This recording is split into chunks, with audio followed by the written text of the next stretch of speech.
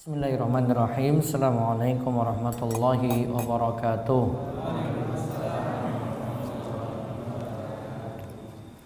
Alhamdulillahirabbil alamin.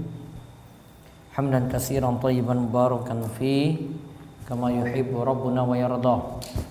Wa asyhadu an la ilaha illallah wahdahu la syarikalah. Wa asyhadu anna Muhammadan abduhu wa rasuluh.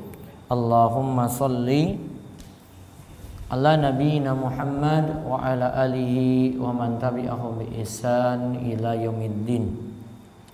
Allahumma inna nas'aluka ilman nafi'a wa rizqan thayyiba wa amalan mutaqabbalah. Puji syukur kita panjatkan pada Allah. Salawat dan salam mugi-mugi tercurah pada Nabi besar Nabi agung kita Muhammad sallallahu alaihi wasallam.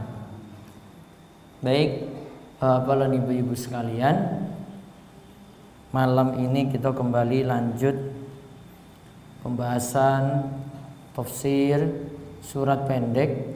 Kita ambil dari tafsir Jalalain dan kitab tafsir lainnya. Masih dalam surat Al-Fatihah. Kalau tonton, silakan para jamaah ikuti. A'udzu billahi minasy syaithanir rajim. A'udzu billahi minasy syaithanir rajim. Bismillahirrahmanirrahim.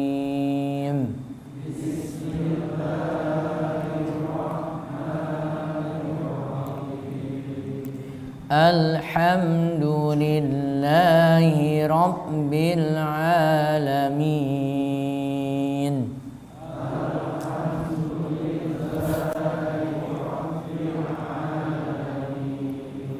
Ar-Rahmanir Rahim.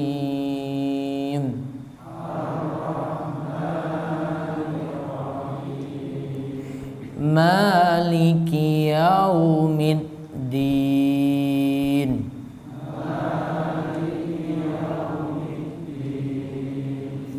Iyyaka na'budu wa iyyaka nasta'in.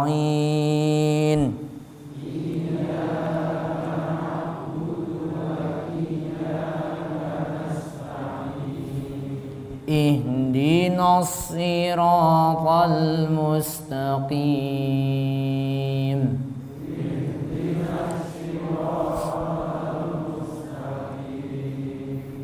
Siratal ladzina an'amta 'alaihim.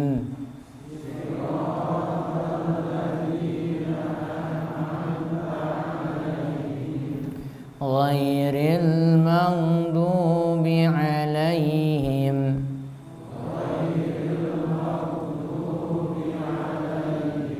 Waladdallin.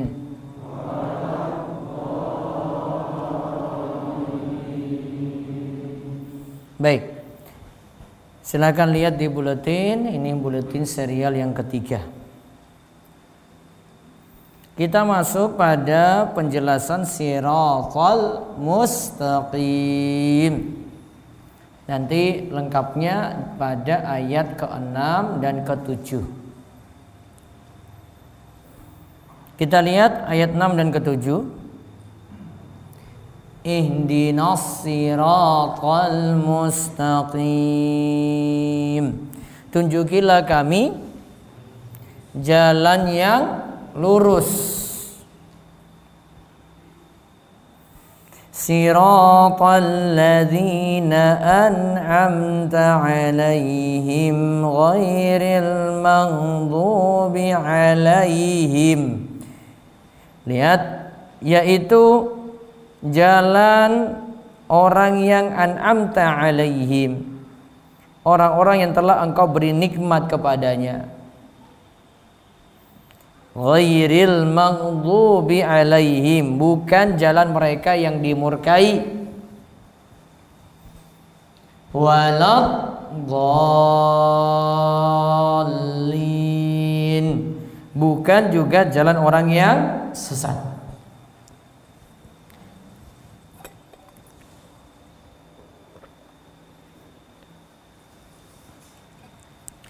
Coba kita lihat tafsir Jalalain. Jalaluddin Al-Mahalli rahimahullah mengatakan, ihdinas siratal mustaqim ay arsyidana ilaihi wa yubdalu minhu. Bimbinglah kami ke jalan yang lurus. Kemudian dijelaskan pada ayat berikutnya, yaitu jalan orang-orang yang telah engkau anugerahkan nikmat kepada mereka, yaitu melalui petunjuk dan hidayahmu. Kemudian siratal ladzina an'amta alaihim bil hidayah wa yubdalu minal ladzina bisillatihi, yaitu jalan yang engkau beri nikmat, yaitu dengan hidayah. Ghairil maghdubi alaihim, bukan orang yang dimurkai. Wa humul yahud, yaitu orang-orang Yahudi. Waladhdallin, dan juga bukan orang yang sesat. Orang yang sesat di sini apa? Wahumun nasara. Mereka itu adalah orang Nasrani. Wa naktubuhu wa nuktatul badali ifadatun anal muhtadina laisu yahudiyan laisu yahudan walan nasara. Bukan jalan mereka yang dimurkai, yang dimaksud Yahudi tadi ya. Kemudian bukan jalan mereka yang sesat, yaitu Nasrani. Faedah adanya penjelasan tersebut mempunyai pengertian bahwa orang-orang yang mendapatkan hidayah itu bukanlah orang Yahudi dan bukan orang Nasrani. Lalu setelah menyebutkan ini, Jalaluddin Al-Mahalli katakan, wallahu a'lam bishawab, hanya Allah yang mengetahui dan hanya kepadanya lah dikembalikan segala sesuatu, wa ilaihil marja wal ma'ab. Kemudian terakhir beliau bersalawat kepada Allah, kepada Nabi sallallahu alaihi wasallam. Nah, Bapak dan Ibu-ibu sekalian, ini ayat 6 dan ayat 7. Saya coba jelaskan kandungan tafsir tadi dari catatan dari tafsir Jalalain berikut ini. 1. Kita berdoa kepada Allah agar dibimbing pada jalan yang lurus. Berarti dalam kita itu beragama ada jalan yang lurus, ada jalan yang tidak lurus.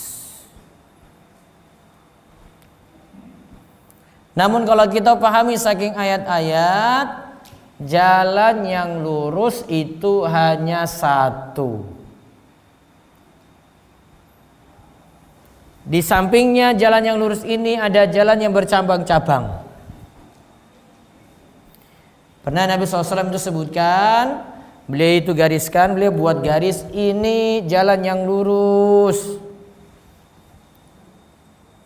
Di sampingnya itu ada jalan yang bercabang-cabang, yang dimana dari jalan yang lurus tadi orang akan dipanggil ke jalan yang cabang-cabang tersebut. Ayo lewat sini saja, ini lebih ringkas. Ternyata itu jalan setan. Jalan lurusnya cuma satu, jalan yang bercabang yang menyimpang dari jalan yang lurus itu banyak. Maka Allah Subhanahu wa taala sebutkan dalam ayat yang lain, wa hadza siratul mustaqim fattabi'uhu wa la tattabi'us subul. Dan inilah jalan yang lurus, ikutilah jalan yang lurus tadi. Dan jangan ikut jalan-jalan yang menyimpang, yaitu banyak jalan. Maka kalau jalan sesat itu lebih banyak, Pak. dibandingkan jalan yang lurus. Makanya orang yang berada jalan yang lurus itu jumlahnya sedikit. Bahkan orang yang berada dalam jalan yang lurus itu bagaikan orang asing. Sebagaimana Nabi SAW pernah menyebutkan, Badal Islamu ghariban. Islam itu mulai dalam keadaan yang asing. Islam itu mulai dalam keadaan yang asing. Fasayaudu ghariban. Kemudian akan kembali lagi dalam keadaan asing. Fatuba lil ghuraba. Maka beruntunglah orang-orang yang asing.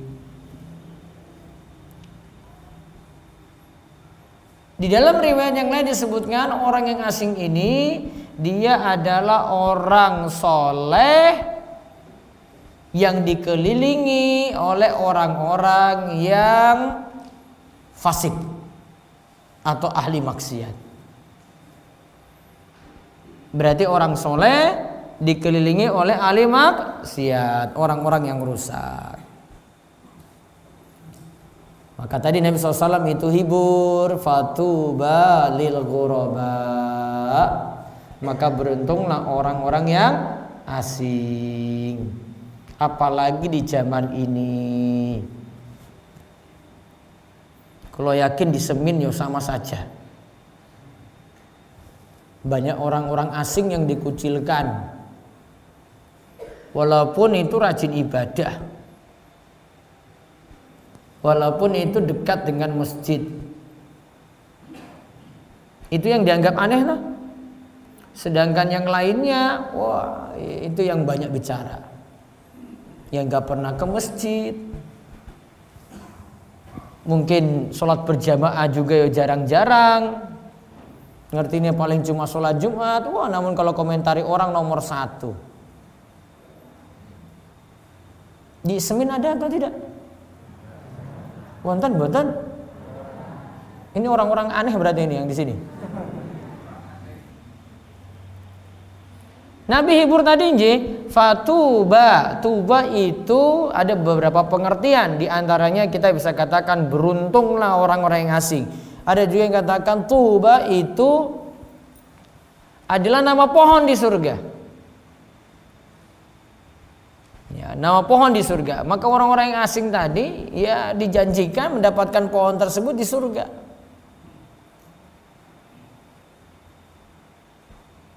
Islam memang kayak gitu. Awalnya dulu kan Nabi SAW hidup dalam keadaan asing. Yang masuk Islam itu sedikit. Wahid. Datang satu, masuk lagi satu lagi, masuk lagi satu. Kemudian terjadilah Fathul Makkah, penaklukan kota Makkah tahun 8 Hijriyah. Turunlah ayat yang kita hafal. Idza jaa nasrullahi wal fath. Ketika pertolongan Allah dan al-fath, penaklukan kota Mekah itu datang. Idza jaa nasrullahi wal fath. Ayat selanjutnya, wa ra'aitan nas yadkhuluna fi dinillahi afwaja. Dan engkau akan lihat orang-orang itu masuk Islam sekarang nggak satu-satu lagi. Afwaja, jamaat, yang masuk itu kelompok demi kelompok itu masuk. Maka yang dulu awalnya asing, akhirnya pemeluknya jadi banyak, makin menyebar. Tapi nanti kembali di akhir zaman, summa ya'udu ghariban kama bada'a. Kata Nabi SAW akan kembali asing lagi sebagaimana awalnya. Padahal sekarang ini jumlah umat Islam banyak. Namun akan kembali asing seperti yang awal. Maka dari sisi ajarannya yang orang-orang anggap asing, yang orang anggap itu aneh, Ajaran yang sesuai dengan hadis Nabi SAW itu yang dituduh malah ajaran yang tidak ada tuntunan. Sedangkan ajaran yang tidak ada tuntunan dianggap itulah yang paling sesuai dengan sunnah atau ajaran Nabi. Kan kebulak-balik sekarang ini. Iya toh Pak? Coba jadikan aja coba kalau ya memperhatikan agama aja deh, paling disebut radikal, kalau enggak teroris deh. Itu padahal belum punya jenggot itu. Coba kalau ada jenggotnya itu, tambah lagi noh gelarannya kan. Sedangkan orang yang jauh dari agama nggak dituduh macam-macam itu. Maka dari sisi ajaran dianggap lagi asing, dianggap lagi aneh. Tugas orang yang di akhir zaman itu mesti banyak-banyak sabar. Makanya Nabi SAW itu katakan orang yang berada di akhir zaman itu seperti memegang bara api. Tahu bara atau panas toh? Nah itu dipegang itu tadi.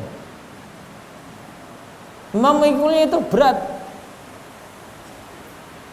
Entah dapat komentar, entah dikucilkan, dijauhi orang-orang, bahkan dijauhi sedulurnya sendiri. Keadaannya seperti itu. Maka saat ini mesti banyak-banyak sabar. Mesti banyak-banyak apa? Sabar. Lihat catatan yang kedua, jalan yang lurus ditafsirkan pada ayat selanjutnya, yaitu jalan orang-orang yang diberi nikmat,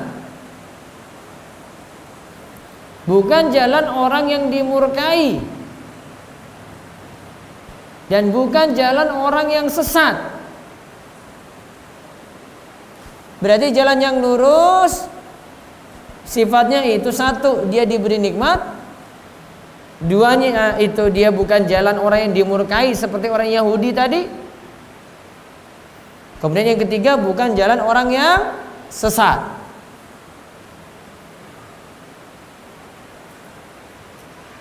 Yang ketiga, orang yang dimurkai itu kita sebut tadi al-maghdub alaihim. Mereka itu adalah orang Yahudi. Kemudian dia catatan keempat, orang yang sesat ad-dallin.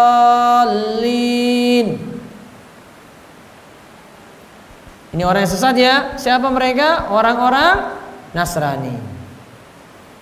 Nah, Bapak Ibu-ibu coba ingat baik-baik. Orang Yahudi itu punya sifat, punya ilmu, tidak mau beramal. Ingat, orang Yahudi punya sifat apa? Punya ilmu, namun tidak mau beramal. Maka disebut maghdub alaihim. Sedangkan orang Nasrani punya sifat beramal tetapi tidak punya ilmu. Sifatnya apa? Beramal tetapi tidak punya ilmu. Mana yang baik antara Yahudi apa Nasrani? Sami mawon. Mau yang beramal, yang nggak punya ilmu atau punya ilmu nggak diamalkan, ya sama-sama jelek tadi dicela dalam ayat ini. Berarti yang baik yang mana kalau gitu? Yang punya ilmu terus diamalkan. Berarti dia tidak mihak orang Yahudi, dia tidak memihak juga orang Nasrani. Pertengahan dia itu.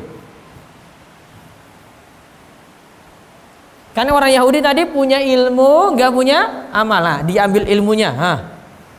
Terus orang Nasrani apa tadi? Punya amal, tidak punya ilmu. Tengah-tengah berarti amalnya diambil. Ilmu ada, amal ini ada, berarti ilmu itu diamalkan. Berarti mudahnya kita pahamin ya, kalau datang pengaosan, datang pengajian, punya ilmu toh? Berarti ilmunya diapain? Oh pulang Ustadz saya tutup buku saya wes rampung. Gitu? Apa diamalkan? Diamalkan. Ilmu tadi diambil, disimak baik-baik, kemudian diamalkan. Biar tidak jadi maghdub alaihim, biar tidak jadi ad-dallin. Maka dia nanti masuk orang yang alladzina an'amta alaihim. Ya, dia masuk orang yang dapat nikmat. Nikmatnya apa? Punya ilmu, punya amal. Kuwi wong Islam. Namun kira-kira ada nggak orang Islam yang sifatnya itu kayak Yahudi? Apa Yahudi tadi punya sifat apa Pak? Punya ilmu, orang diamalkan atau ada nggak orang Muslim kayak Yahudi? Aku orang ngomong Yahudi loh ini. Sifatnya kayak Yahudi ada nggak? Ada. Terus ada nggak orang Islam yang sifatnya kayak Nasrani? Ada. Beramalnya tanpa ilmu? Ada? Ada. Berarti dalam tubuh umat Islam sendiri ada yang sifatnya mirip Yahudi dan ada sifatnya yang mirip Nasrani. Yang benar yang mana? Yang tengah-tengah, tidak miyak Yahudi, tidak miyak Nasrani. Dia nanti masuk alladzina an'amta alaihim. Pahaminya mudah tak? Nggih. Ini selama mau surat Al-Fatihah paham kayak niki? Mboten paham? Nah, ini malam ini baru paham itu. Oh, ternyata surat ini bilang saya ini harus berilmu dulu. Setelah itu saya harus apa? Beramal. Biar tidak mirip siapa tadi? Yahudi. Biar tidak mirip Nasrani. Berarti kalau tidak mirip Yahudi, tidak mirip Nasrani, jangan tingkah laku Yahudi Nasrani dipakai. Paham Pak? Jangan niru tingkah laku Yahudi, jangan tiru tingkah laku Nasrani. Kalau Yahudi tadi punya ilmu, tidak mau beramal, maka orang Yahudi itu pinter-pinter. Namun nggak diamalkan ilmunya. Sedangkan yang Nasrani tadi punya tingkah laku apa tadi? Punya amal tapi tidak mau berilmu. Alias apa? Nggak pernah ngaji tapi punya amal. Berarti amalnya apa? Ngawur. Maka ada kan orang Islam yang amalnya ngawur? Ada nggak? Ada nggak Pak? Ada apa banyak? Banyak Ustaz. Terus solusinya biar tidak jadi Yahudi, tidak mirip Yahudi, tidak mirip Nasrani, solusinya apa? Ngaji. Habis ngaji, diamalkan. Berarti kalau nggak pernah ngaji, ya sudah salah satu sifat Yahudi Nasrani yo ada. Walaupun jadi kan nggak ngaku-ngaku loh itu, nggak butuh pengakuan kok. Wah aku orang Yahudi kok, siapa juga bilang kamu Yahudi, namun sifatmu ya sama. Wah aku dua Nasrani kok, iya namun tingkah lakumu sama, ya wes. Maka bolak-balik dia baca ghairil maghdubi alaihim waladdallin, ternyata sifatnya sami mawon. Radang berarti. Ya berarti selama ini maca Al-Fatihah apa coba? Ya ora paham. Nah, tingkah lakunya, maka coba lihat beberapa perbuatan Nabi SAW itu sampai ingatkan loh itu. Oh ini sifatnya Yahudi ya, jangan diambil nih ya. Oh ini Nasrani lakukan kayak gini, kamu jangan niru. pernah diusulkan oleh Abdullah bin Zaid bin Abdi Rabbihi, seorang sahabat. Dia itu mimpi loh, ini mimpi. Kalau mau memanggil jamaah itu dengan panggilan zikir, Allahu Akbar, Allahu Akbar. Padahal sebelumnya itu masih dicari cara, ini gimana? Sholat sekarang sudah wajib nih. Sekarang mau ngemanggil jamaah datang ke masjid, bagaimana caranya? Maka ada yang usulin, wahai Rasulullah, gimana kalau kita membunyikan lonceng saja? Ngertos lonceng? Nah itu. Kemudian ada yang usulin kayak gitu. Nabi SAW katakan, jangan. Itu tingkah laku Nasrani. Berarti nggak jadi. Terus ada yang usulin lagi, wahai Rasulullah, pakai trompet saja. Pakai apa? Trompet. Kemudian Rasul jawab, enggak. Itu kelakuannya wong Yahudi. Kemudian, baru Abdullah bin Zaid tadi itu mimpi tadi. Dia mimpi apa? Oh, dalam mimpinya itu dia beritahu pada Rasulullah, saya mimpi itu kalau panggil sholat itu dengan bacaan zikir aja, wahai Rasulullah. Panggil dengan Allahu Akbar, Allahu Akbar, Allahu Akbar, Allahu Akbar. Dan seterusnya. Nah, akhirnya dari mimpinya Abdullah bin Zaid ini Rasul setujui, kemudian jadikan syariat. Akhirnya kalau panggil sholat, untuk memanggil orang-orang untuk sholat, ada panggilan apa? Azan. Apa yang tidak jadi tadi? Lonceng sama apa? Trompet. Maka kalau saat ini nggak usah niru-niru pakai lonceng atau pakai trompet. Kapan itu dimainkan itu, Pak? Hah? Oh, besok malam Jumat, Ustadz. Itu tahun baru toh. Ya, orang-orang nggak paham kalau itu tingkah lakunya siapa. Wah, Ustadz, saya nggak niru-niru Yahudi kalau Nasrani kok. Iya, walaupun kamu nggak niru, nggak perlu niatmu. Itu nggak pandang niat. Jadi, perbuatannya sudah salah gitu. Karena Rasul tegur itu tadi. Walaupun cuma sekadar permainan.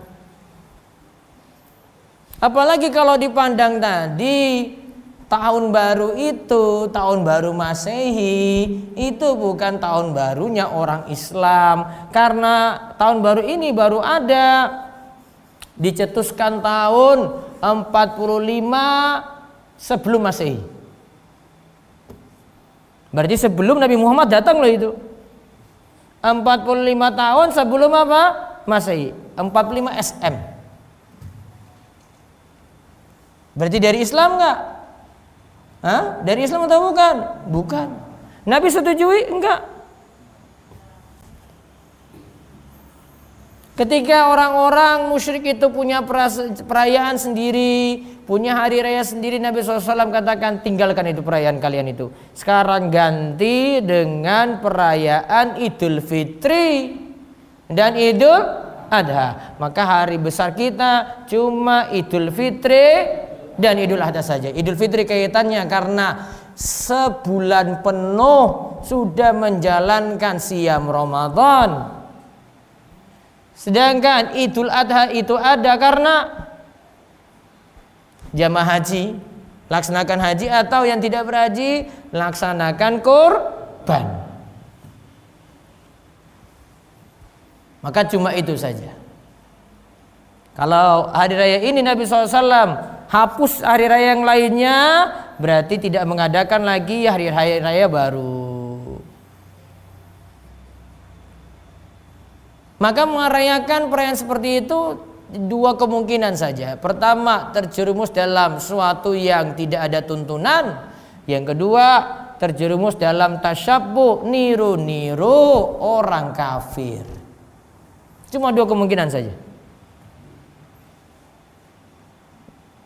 Pertama, terjerumus dalam amalan yang tidak ada tuntunan jika merayakannya dianggap ibadah. Namun kalau itu cuma jadi tradisi, kebiasaan, itu berarti karena bukan dari Islam, maka yang ada niru-niru wong kafir. Berarti kalau tahun baru mau ngapain? Pak, ya biasa saja, ya wes turu. Jam 10 wes ngantuk ya turu. Apalagi besok itu dari pihak pengamanan itu nggak boleh itu begadang-begadang besok. Jam 10 nggak boleh ngumpul-ngumpul lagi. Nggak ada itu yang belayer-belayer itu nggak boleh. Kumpul-kumpul nggak boleh besok itu. Malah alhamdulillah, ya, cuma di rumah saja. Saya malah bersyukur alhamdulillah. Berarti nggak rame-rame Pak polisi nggak rame-rame. Enggak Ustaz, nggak boleh. Alhamdulillah biar mereka sholat subuh. Karena kalau nunggu sampai pergantian malam, sholat subuhnya pripun Pak? Sholat mboten? Yumbo sholat apa ora? Biasanya nggak begadang juga ya ora sholat. Ya, gitu ya cara memahaminya ya. Jadi kalau Yahudi tadi punya sifat kayak gitu ya jangan ditiru. Nasrani punya sifat kayak tadi tidak ditiru. Orang Islam itu punya prinsip beragama sendiri. Terus faedah kelima atau catatan kelima, orang Yahudi dan Nasrani bukanlah orang yang mendapatkan hidayah atau petunjuk.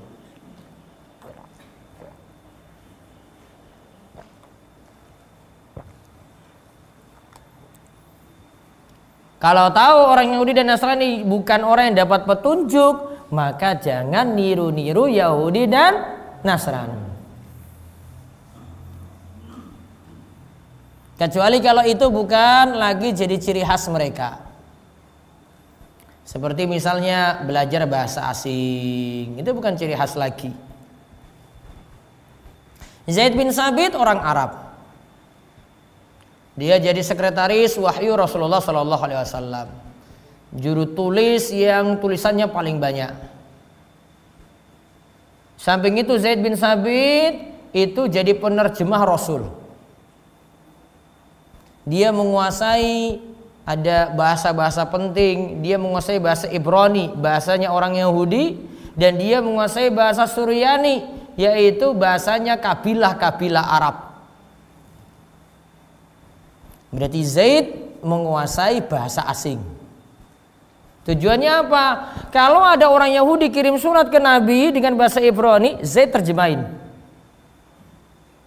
Atau kalau Nabi SAW ingin kirim surat ke orang-orang Yahudi, maka nanti Zaid langsung terjemahkan ke bahasa Ibrani tadi. Maka kesimpulannya, ya, ini bukan berarti meniru orang kafir, tetapi karena ada maslahat, ada kebaikan gitu. Namun jangan sampai lupakan identitas Islamnya. Jangan sampai semua bahasa dikuasai. Berapa bahasa kamu kuasai? 10. Bahasa Arab paham mboten? Mboten. Wah, musibah besar itu. Inggris paham, Jerman paham, Prancis paham. Ya, semua bahasa asing semua dikuasai. Ditanya, ghairil maghdubi alaihim artinya apa? Wallahu a'lam. Enggak tahu. Maka harus ada skala prioritas. Karena kita tidak bisa lepas dari mengartikan bahasa Arab, terutama kita dalam sholat loh. Ya, maka sedikit-sedikit bahasa Arab itu dikuasai. Sebenarnya bahasa Arab itu bahasa yang mudah. Kaidahnya baku, kaidahnya jelas. Cara bacanya pun itu nggak rumit-rumit banget. Cara baca sudah jelas gitu. Ya, beda dengan bahasa yang lain. Cara bacanya mesti belajar lagi cara baca, cara ejanya mesti belajar cara eja lagi. Namun kalau bahasa Al-Quran itu sudah jelas. Kaidahnya sudah baku. Mana subjek, mana predikatnya, mana objeknya, jelas banget. Membedakan subjek, predikat, objek itu cuma membedakannya dengan harokat saja. Yang dibedakan harokat akhir kata saja. Daraba Aliyun kalban. Ali memukul anjing. Ali di situ harokatnya dhamma, kemudian kalban itu harokatnya fathah, harokat akhirnya. Kalau dibalik daraba aliyan kalbun, maka jadi anjing memukul Ali. Orang mungkin. Ya. Cuma beda harokat saja, harokat akhir bisa merubah antara subjek, predikat, objek dalam bahasa kita. Sudah baku itu bahasa Arab. Karena masalahnya bahasa Al-Quran. Gak bisa ada yang ubah-ubah itu. Kaidahnya sudah jelas. Maka kalau mau cara baca benar, kemudian mengartikannya benar, kalau masih muda, nah pelajari bahasa Arab. Ilmu yang memfasihkan bacaan itu ilmu nahwu lan shorof. Kalau dua ilmu ini dipelajari, maka akan mudah untuk berbahasa, mengatur kata-kata sampai bisa mengartikan. Itu ilmu penting. Jadi kita balik lagi tadi, meniru orang kafir tidak boleh, namun dalam hal yang ada manfaat, ini bukan meniru, namun kita mempelajarinya. Seperti mempelajari ilmu-ilmu, ada ilmu-ilmu dari barat manfaat begitu, boleh dipelajari. Selama tidak menyalahi aturan-aturan atau hukum Islam. Nah, berikutnya kita kenal apa itu hidayah. Karena kan di dalam surat Al-Fatihah tadi disebut ihdinas siratal mustaqim. Ya Allah, tunjukilah. Tunjukilah itu maksudnya berilah hidayah. Kita lihat di sini faedah dari Ibnu Katsir. Tunjukilah kami jalan yang lurus.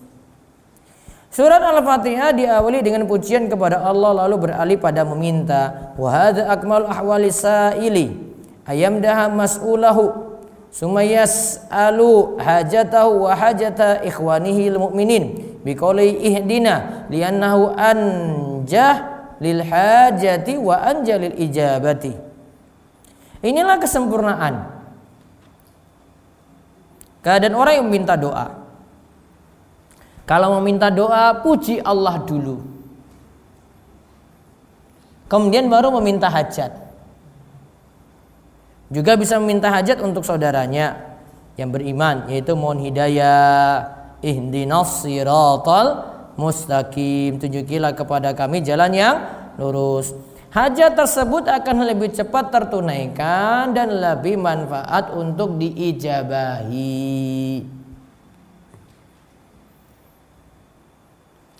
Maka di antara aturan berdoa, Bapak Ibu-ibu, aturan berdoa itu pertama awali dengan pujian pada Allah. Kemudian ada pembahasan yang lainnya lagi.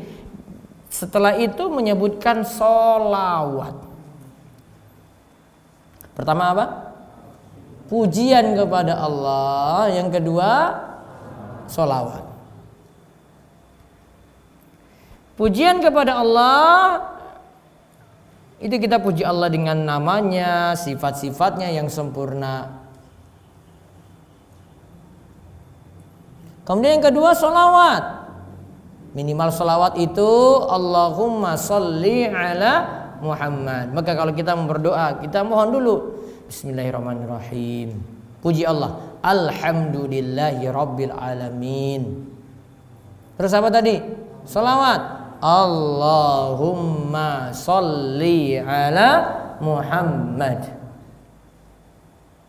Baru kemudian masuk dalam isi doa. Nah, coba perhatikan surat Al-Fatihah. Kan permintaan doanya mulai dari ihdinas siratal mustaqim. Nah, awal-awal itu dari Bismillahirrahmanirrahim, Alhamdulillahirabbil alamin, Arrahmanirrahim, Maliki yaumiddin, sampai iyyaka na'budu. Nah, itu lagi pujian. Itu pujian-pujian kepada Allah. Baru kemudian masuk dalam permintaan. Wa iyyaka nasta'in, hanya kepadamu lah kami mohon pertolongan. Nah, baru isi doanya, ihdinas siratal mustaqim, sampai akhir surat. Lalu meminta hidayah yang dimaksud di sini adalah irsyad wa taufik, pembimbingan dan hidayah. Ibnu Katsir katakan, wal hidayatu hahuna al irsyadu wa taufik. Hidayah di sini ada dua macam, hidayah petunjuk dan hidayah taufik untuk beramal.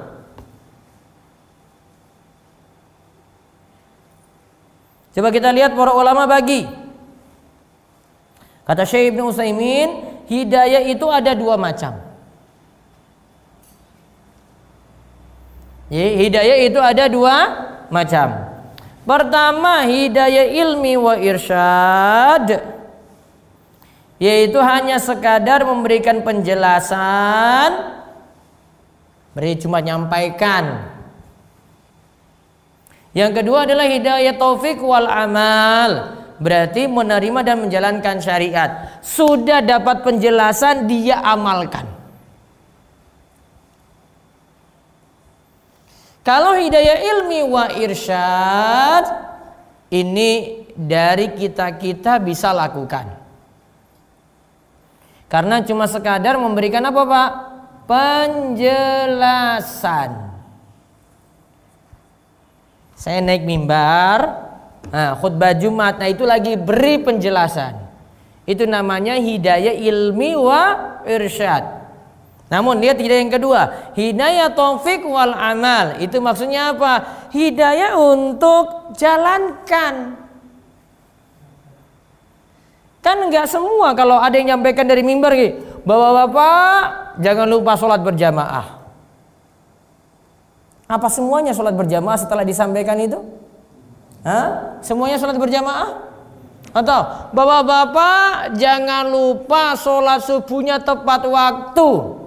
Apa semuanya ketika dengar disampaikan sholat subuh tepat waktu, semuanya sholat subuh? Namun penjelasan sudah disampaikan belum? Sudah. Namun yang jalankan itu bisa jadi ada yang nerima dia jalankan, bisa jadi tidak. Nah, itu namanya hidayah taufik wal amal. Kalau hidayah berupa penjelasan itu datang dari kita, ini bisa ngomong. Namun kalau hidayah taufik wal amal, kalau hidayah irsyad tadi ya, nyampaikan saja, cuma nyampaikan. Namun untuk bisa berubah, semuanya di tangan Allah. Hanya Allah yang memberikan hidayah. Maka kadang kita cuma bisa ngomong saja. Iya toh Pak? Namun kalau ada yang dengar, ada yang mau terima, ada yang tidak terima. Sama juga malam ini ngaji malam Rebu, ya, disampaikan gini. Ada yang bisa terima, ada yang nggak bisa terima, atau ada yang belum dulu amalkan. Wah nanti Ustadz, wah ini kayaknya berat Ustadz. Wah saya itu banyak kepentingan Ustadz. Namun aku wis paham. Namun untuk jalani belum. Kira-kira ada nggak kayak gitu? Waduh. Yang nyampaikan tadi salah nggak kalau orang nggak berubah? Bapak-bapak, nih ya, ini sudah disampaikan tuh. Bapak gini. Nah, sudah selesai. Terus kalau orangnya tidak berubah, yang nyampaikan ini, yang ngomong di depan ini salah atau tidak? Enggak. Yang salah siapa? Yang dengar tadi. Iki wis ngerti kok. Ora dilakoni iki kepiye to? Maka tugas yang nyampaikan ya cuma nyampaikan saja. Sudah, cukup. Sudah paham ya? Sudah. Wah Ustaz, namun saya belum bisa. Ya, itu urusanmu. Sama ini, jenengan bawa ilmu itu pulang ke rumah aja. Terus kan pingin orang yang di rumah juga tahu. Namun ada yang diberitahu alhamdulillah mau berubah, ada yang nggak mau berubah, Pak. Contoh, mau beritahu di rumah istrinya belum pakai jilbab. Wah, sudah dengar nih Pak Ustadz ngomong ini. Wah, istri saya ini harus berubah nih, harus saya nasihati. Ternyata ketika pulang di rumah sudah ngomong, malah suami dicerewetin sama istrinya. Gantian istrinya marah itu. Suaminya salah nggak Pak? Sudah nyampaikan? Hah? Salah mboten? Terus yang tadi tidak amalkan, ya, dia yang salah kan? Kenapa? Kan tadi sudah sampaikan, sudah jelas kok. Kecuali ada penyampaian, wah ini belum paham-paham, terus mau menerima belum ya karena memang belum masuk. Oh itu masalah lain. Beda kalau penjelasan sudah disampaikan dengan sangat-sangat jelas. Paham ya? Berarti tugas kita cuma sampai menyampaikan. Untuk berubah tugas kita atau tidak? Enggak. Namun kita punya tugas kalau itu masih wilayah kita. Ini saya punya anak. Masa anak saya enggak pergi ke masjid? Masa saya enggak ngajak anak saya sendiri? Saya boleh maksa anak saya. Kenapa? Itu wilayah saya. Saya bisa lebih keras pada dia dibandingkan dengan orang lain. Maka ada yang disuruh diajak berulang-ulang, kadang ada yang dipaksa, kadang ada yang dikerasi, karena harus suruh dia jadi baik.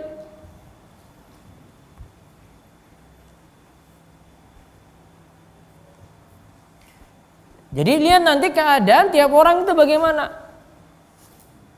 Tapi untuk seutuhnya jalani syariat, jalani hukum untuk mengamalkan, itu tunggu hidayah dari Allah. Kita tinggal banyak mohon, terus yang penting sudah usaha gitu. Contoh ayat yang membicarakan hidayah jenis pertama yaitu hidayah ilmi wa irsyad, penyampaian. Syahrul Ramadan alladzi unzila fihil Qur'an hudal linnas. Beberapa hari yang ditentukan itu ialah bulan Ramadan, bulan yang di dalamnya diturunkan permulaan Al-Qur'an sebagai petunjuk bagi manusia. Al-Baqarah ayat 185. Di sini disebutkan hudal linnas, petunjuk bagi manusia. Al-Qur'an ini berarti menjelaskan.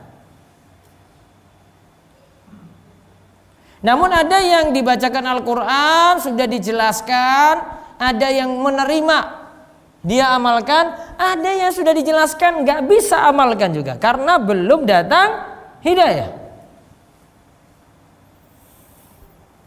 Kemudian contoh ayat yang membicarakan hidayah taufik wal amal. Dzalikal kitabu la raiba fihi hudal lil muttaqin.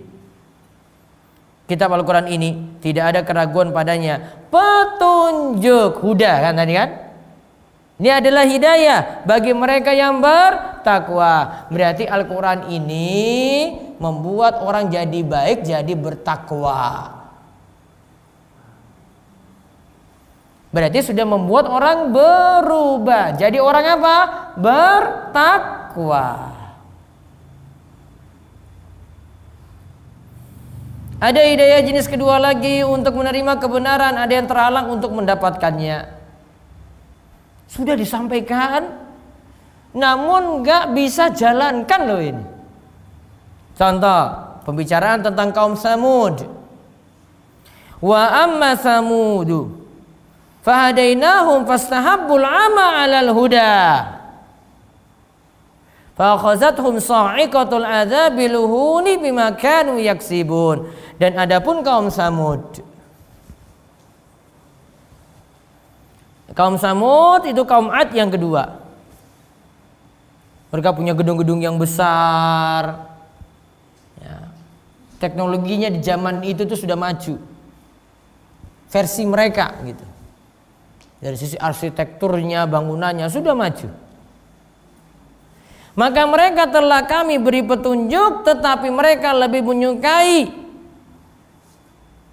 sesat daripada mendapatkan petunjuk. Maka mereka disambar petir azab yang menghinakan disebabkan apa yang telah mereka kerjakan.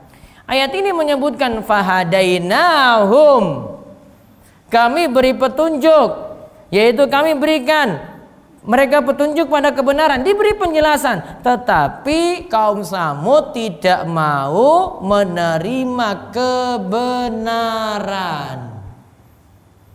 Berarti ada orang itu yang sudah diberi penjelasan, ada yang menerima jadi bertakwa tadi, ada yang tidak mau menerima malah jadi sesat. Maka ada keadaan orang yang menerima hidayah, ada keadaan orang yang tidak menerima hidayah. Namun patut diingat Bapak Ibu sekalian, orang dinilai itu dari usaha. Kalau ada yang sesat, kok dia itu maksiat, padahal dia nggak mau cari hidayah, maka dia telah melakukan satu kesalahan karena tidak mau cari ilmu. Maka kalau dia terjerumus dalam maksiat padahal dia itu tadi tidak ngaji, maka dia punya dua dosa. Dosa yang pertama, terjerumus dalam maksiat. Dosa yang kedua, nggak mau cari ilmu. Maka nggak selamanya orang itu nggak tahu loh Bapak Ibu. Karena ada orang yang nggak tahu karena tidak mau cari tahu. Wong dia nggak pernah ngaji kok. Ustaz, tapi dia itu nggak tahu dia. Iya, dia nggak pernah ngaji. Bisa ngaji nggak? Bisa. Bisa ada yang nyampaikan nggak? Bisa. Tapi dia aja nggak mau dengar. Namun ada orang yang sudah ngaji namun terbatas ilmunya itu saja. Karena memang ilmu yang sampai ke dia seperti itu, maka Allah akan menghukumi sesuai dengan kemampuan dia. Maka bedakan ya, ada orang yang memang tidak mau lakukan usaha padahal bisa. Ada orang terjerumus dalam kesalahan karena dia tidak mau belajar. Maka dosanya dua. Pertama dosa tidak mau belajar. Yang kedua apa? Maksiat tadi yang dia lakukan. Maka mending ngaji walaupun belum bisa berubah, daripada nggak ngaji-ngaji terus keadaannya gitu terus. Paham Pak? Maka orang ngaji itu masih tetap beruntung. Kenapa? Masih dapat ilmu, mending tahu. Walaupun belum bisa menjalankan secara utuh. Oh, saya cuma bisa jalankan separuh ya. Yang ini kok berat banget ya. Ya masih mending. Alhamdulillah separuh. Daripada orang nggak mau ngaji, ya ilmu nggak ada sama sekali. Jadi sekali lagi, tidak selamanya orang yang tidak tahu itu selamat loh. Maka kalau ada kesempatan ngaji, nimba ilmu, tolabul ilmi, yuk ayo ngaji. Gitu nje? Ya sia-siakan waktu. Wah Ustaz, saya itu sudah sepuh, sudah sulit. Wah dulu itu ulama-ulama sampai sepuh pun itu juga belajar. Imam Ibnul Jauzi umur 80 tahun masih maca kitab. Dia datang bawa kitab ke hadapan gurunya, dia baca depan gurunya. Gurunya lebih muda daripada dia. Wong umurnya Ibnul Jauzi 80. Imam Al-Is Ibnu Abdissalam, ulama besar di dalam mazhab Syafi'i, 60 tahun itu baru mulai belajar serius. Sudah tahun loh Pak. 60 tahun baru belajar serius, baru mau ngaji tenan. Kalau jenengan bilang, wah telat. Enggak telat dia merasa enggak telat. Malah dia dari sejak umur itu jadi ulama besar. Imam Ibnu Hazm Al-Andalusi. Al-Andalusi itu dari Spanyol sana. Itu baru kenal agama pas umurnya 26 tahun kalau tidak salah. Itu cuma gara-gara belum paham sholat tahiyatul masjid. Dia pernah ditegur waktu melayat ke seseorang, kemudian dia mampir ke masjid, dia masuk masjid langsung duduk.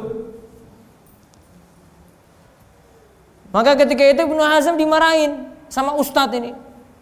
Kamu kok masuk masjid masa nggak sholat tahiyatul masjid? Mbok sholat. Akhirnya dia tunaikan hajatnya lagi, pergi layat, terus balik lagi ke masjid.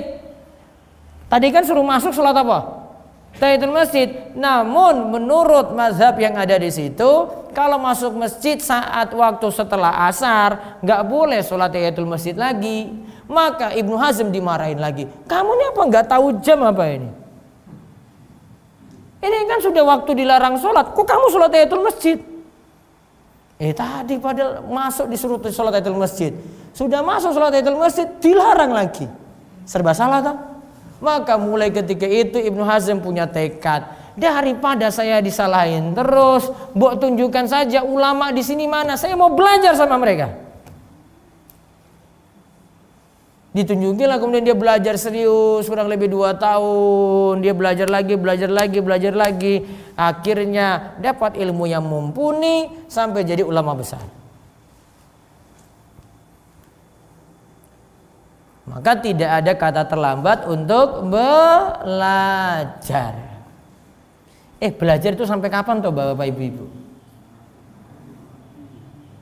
Kita belajar ini sampai kapan toh? Minal mahdi ilal lahdi, kata Imam Ahmad. Dari gendongan sampai masuk liang lahat. Apa liang lahat? Ini kuburan. Berarti sampai mati. Karena ilmu itu tidak cukup hanya satu waktu saja, enggak.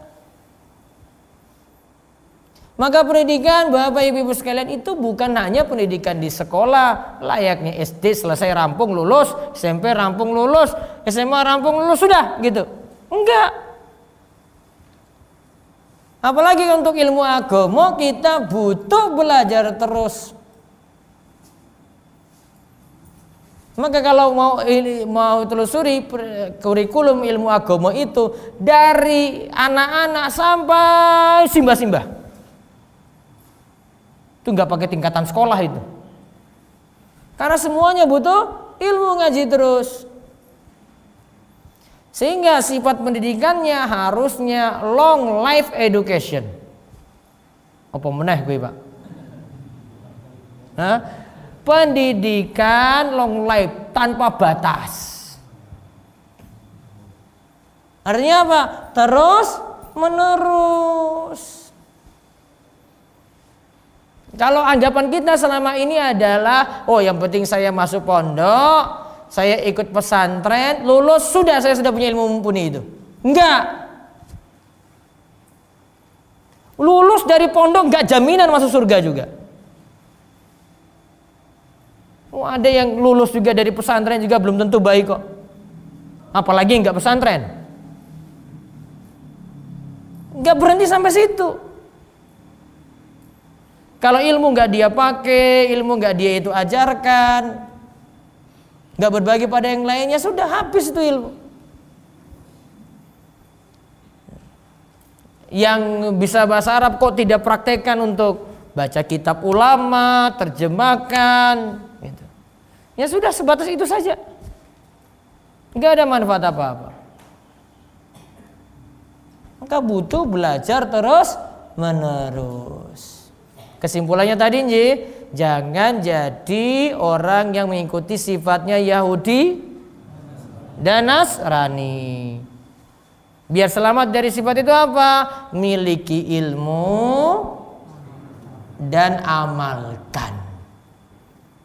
Ustadz, saya tidak bisa amalkan semuanya. Kata para ulama, minimal 1/40. 1/40 itu sama dengan hitungan zakat loh, 2,5%. Berarti punya 40 ilmu minimal diamalkan berapa? 1. Ustadz, 1 saja saya nggak bisa, keterlaluan berarti. Kan cuma dituntut itu, seperti itu. Itu paling minimal. Itu maksudnya mau bahas keterlaluan apa enggak kamu itu. Yang paling baik ya diamalkan semuanya sebisa mungkin. Nah, adapun Shiratal Mustaqim itu nanti ada beberapa pengertian. Ada situ jalan Nabi, jalan para sahabat, kebenaran Islam dan Al-Quran. Insya Allah kita kaji sisanya di pertemuan malam Rabu depan. Baik, demikian. Monggo jika ada pertanyaan disilakan.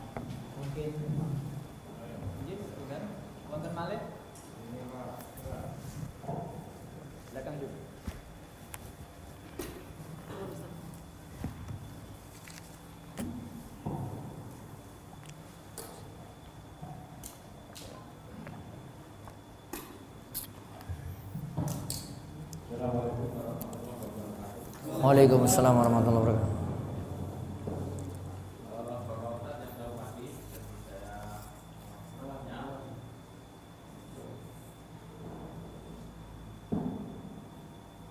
Jadi tadinya orang ini menjalankan sholat secara tertib. Tadinya. Kemudian beliau berhenti atau mondok sholat beberapa tahun. Berarti nggak sholat beberapa tahun. Ya. Kemudian orang ini menjalankan sholat lagi secara tertib dan rutin. Terus? Lalu orang ini karena merasa bahwa meninggalkan sholat, orang ini selalu memodok setiap tahun yang ditinggalkan tadi. Jadi artinya setiap waktu sholat beliau menjalankan 2 sholat. Yang pertama sholatnya waktu itu, yang kedua sholat qadha tadi. Itu dituntunakan atau dibolehkan dalam agama atau ada tuntunannya atau tidak. Terima kasih. Assalamualaikum warahmatullahi wabarakatuh. Waalaikumsalam warahmatullahi wabarakatuh. Yang pertama perlu dipahami, pertama sholat itu perkara penting karena bagian saking rukun Islam. Rukun Islam itu Nabi SAW sebutkan itu ibarat bangunan. Bangunan itu punya pilar-pilar, punya tiang pokok. Sholat itu diantara tiang pokok tadi. Maka siapa yang mendirikan sholat, maka pilarnya tadi, tiang pokoknya tadi tetap ada. Namun kalau dia meninggalkan sholat, maka tiang pokoknya itu hilang. Makanya Nabi SAW mengatakan, al-ahdu alladhi bainana wa bainahum as-sholah, faman tarakaha faqad kafar. Perjanjian orang muslim dan orang kafir itu mengenai perkara sholat. Siapa yang meninggalkan sholat maka dia kafir. Walaupun untuk pernyataan kafir ini jumhur ulama tidak menyatakan kafir secara mutlak gitu.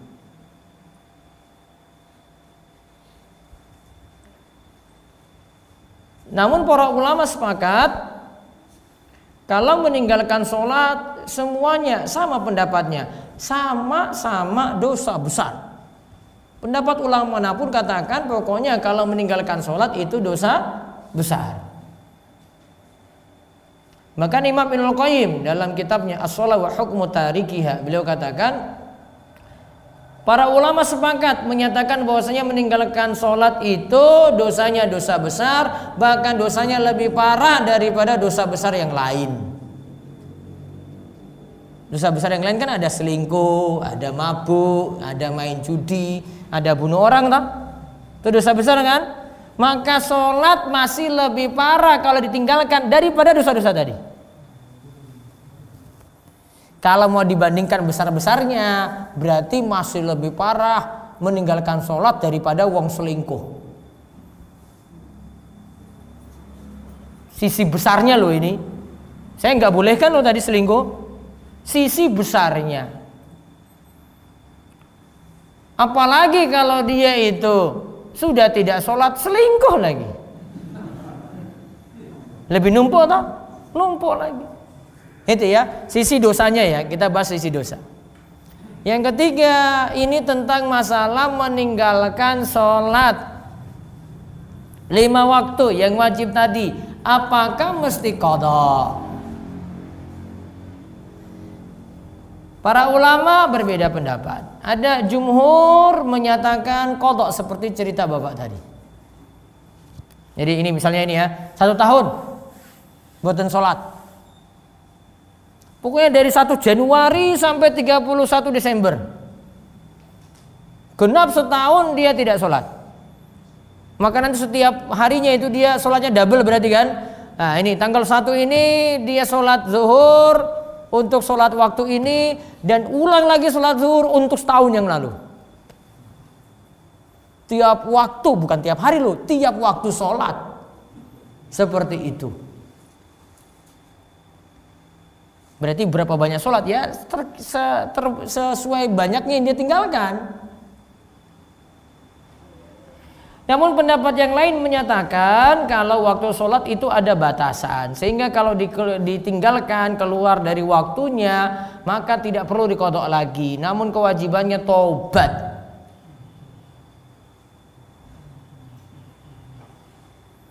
Dan wallahu alam ini yang lebih aman. Jadi kewajibannya tidak qadha, namun apa? Taubat.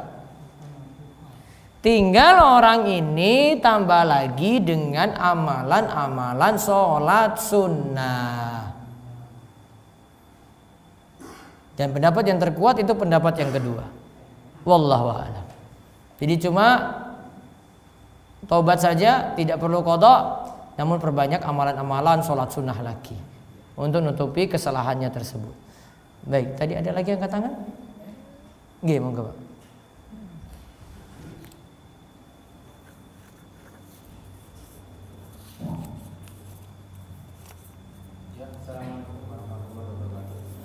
Waalaikumsalam warahmatullahi wabarakatuh. Perkenalkan, nama saya Slamet dari Ngawen, Bulu. Yang ingin saya tanyakan, di keluarga saya itu di depan mertua saya itu masih melakukan suatu kirim doa itu kalau ada kematian itu mengadakan tahlilan dan yasinan. Dan yang mau saya tanyakan, apabila saya itu diundang, apakah kalau saya itu cuma di belakang bantu-bantu buatkan minum atau ya jadi pemain belakang? Hah? Apakah diperbolehkan atau itu? Saya bukan nyatakan boleh, namun lebih ringan. Lebih ringan, hadir tapi tidak masuk acara inti, daripada tidak hadir namun mudorotnya lebih besar. Saya bukan bilang boleh, Pak, lebih ringan. Beda toh, Pak? Kalau saya bilang boleh, Bapak nanti datang terus. Saya bilang tadi apa? Lebih ringan. Hah? Lebih ringan berarti masih tanda tanya gitu loh. Ya. Terima kasih atas jawabannya. Iya. Waalaikumsalam warahmatullahi wabarakatuh. Kita kadang itu hadapi seperti ini kasusnya. Dua hal sama-sama jelek, tapi saya harus lakukan itu. Saya harus pilih salah satu. Contoh misalnya, baiknya kalau laki-laki, perempuan aja. Perempuan kalau mau periksa untuk kandungannya misalnya, ini lagi hamil, periksanya baiknya ke dokter laki-laki apa perempuan? Perempuan kan, iya. Namun satu kondisi, misalnya dia disemin, ini keadaan darurat, wah ini harus periksa, nggak ada dokter perempuan. Kalau nggak periksa, mudorot besar. Apa yang dilakukan? Ya terpaksa, siapa yang ada di situ? Contoh, ada si A masuk UGD, UGD itu kan yang periksaannya kan macam-macam kan. Ada yang laki-laki, ada yang perempuan. Ini misalnya si A ini laki-laki. Dia mau milih perempuan, mau milih laki-laki sama dengan dia. Nggak bisa. Lihat, wah saya nggak mau. Cari sini dokter laki-laki. Kalau nggak ada, nggak usah. Nggak ada yang mau periksa. Darurat Pak. Namanya saja sudah masuk UGD. Iya kan? Unit gawat darurat, berarti wis darurat. Memilih yang lebih ringan. Namun secara normal boleh enggak? Enggak. Tapi tadi apa? Memilih yang lebih ringan. Jadi kalau nanya, boleh enggak? Ya saya bilang enggak boleh. Tapi apa tadi? Memilih yang lebih ringan. Kadang kita itu kondisinya seperti ini. Kalau jenengan kondisinya kayak saya mah gampang-gampang aja ngomong gitu. Namun untuk yang jamaah, bapak-bapak, ibu-ibu, kondisinya saya tahu keadaannya beda-beda. Ada yang sekali nggak berangkat, wah diomongkannya itu setahun itu nggak berhenti. Mas itu memang itu wong sesat dia itu dulu nggak kayak gitu. Pas ngaji jadi kayak gitu dia. Dulu dia mau dengan kita bareng-bareng. Wah coba dikucilkan Pak. Padahal cuma 1 kali nggak berangkat. Dikucilkannya setahun. Mau minta maaf nggak dimaafkan oleh masyarakat. Muara diusir. Nggak usah kasihan gitu. Dia tetap. Namun dikucilkannya bukan main di situ Pak. Maka lihat kondisi kita jadi posisi di mana. Gitu nje? Ya, intinya banyak-banyak sabar. Baik, saya baca di kertas ini sudah banyak nih. Saat khatib berdoa di khutbah kedua, sunnahnya jamaah mengangkat tangan dan mengaminkan atau hanya diam saja. Kalau saya lebih memilih diam saja, tidak mengangkat tangan. Jadi biar nanti khatib yang berdoa, biasanya khatib berdoanya kalau sesuai tuntunan pakai isyarat 1 jari. Allahumma ighfir lil muslimina wal muslimat wal mu'minina wal mu'minat al ahya'i minhum wal amwat innaka sami'un qaribun mujibud da'wah, dan seterusnya.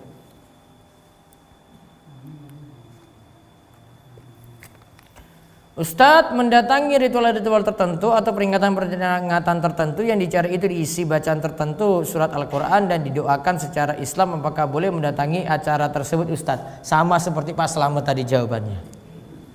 Kondisinya gimana? Kalau bahas teori aja mah gampang, wes nggak boleh gitu. Namun kan keadaan orang beda-beda.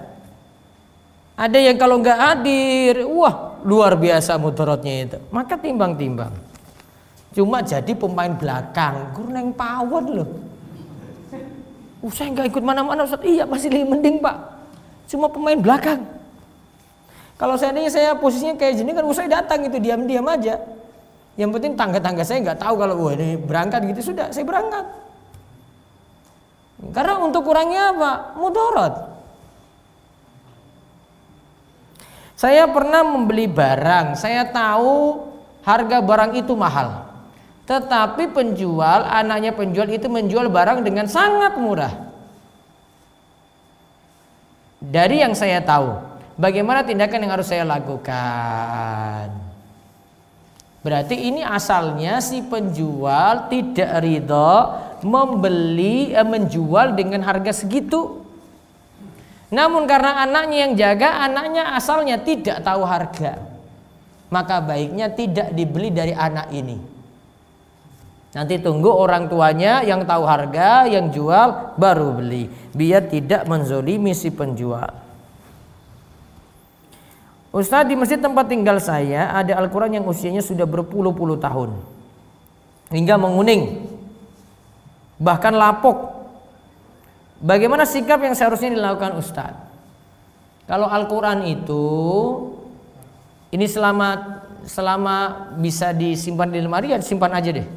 Namun kalau misalnya sudah susah diatur karena cuma lembaran-lembaran saja atau tidak utuh, maka kalau ingin hilangkan dibakar, nggak boleh dibuang.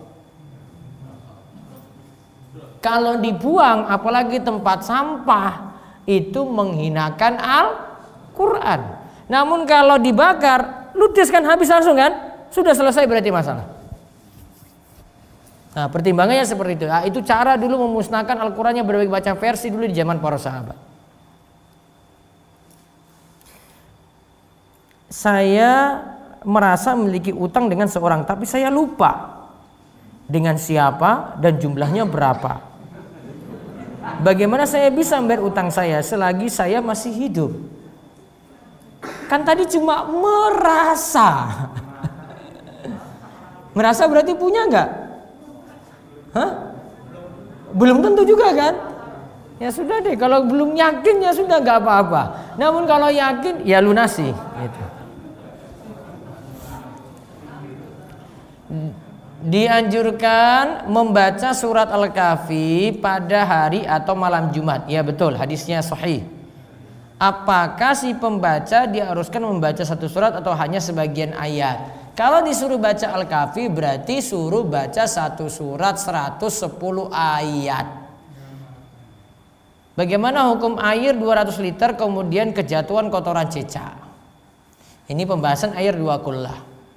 Nabi Shallallahu Alaihi Wasallam itu katakan, "Idza kana al-ma'u kullatain lam yahmilil khabas." Jika air sudah mencapai 2 kullah, maka sulit terpengaruh najis.